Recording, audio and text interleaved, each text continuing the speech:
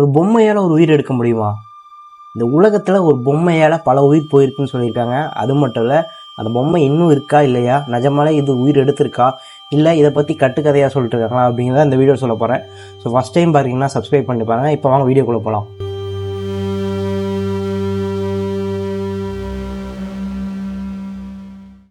இந்த கதை எங்கே ஆரம்பிக்குது அப்படின்னா, 1970 ஒரு நர்சிங் பொண்ணுக்கு ஒரு பொம்மை கிஃப்டாக கிடைக்குது.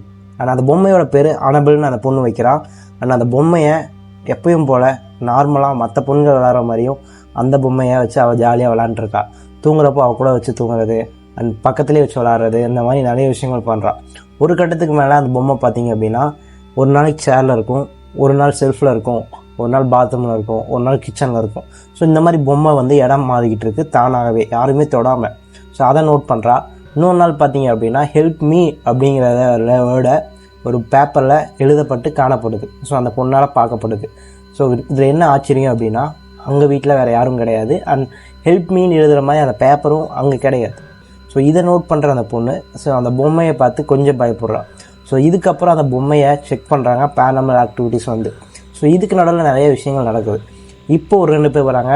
இந்த 2 பேர் தான் காஞ்சரிங் படத்தில் 2 பேர் வந்திருப்பாங்க. ஸோ இவங்க 2 பேர் கேரக்டர் தான் இதில் வந்திருக்காங்க. ஸோ இவங்க இன்வெஸ்டிகேட் பண்ணதுக்கப்புறம் தான் இது சாதாரண பொம்மை இல்லை, அண்ட் இதுக்குள்ள சாதாரணமான கோஸ்ட் இல்லை, ஈவில் கோஸ்ட் இருக்குது அப்படிங்கிறத கண்டுபிடிக்கிறாங்க.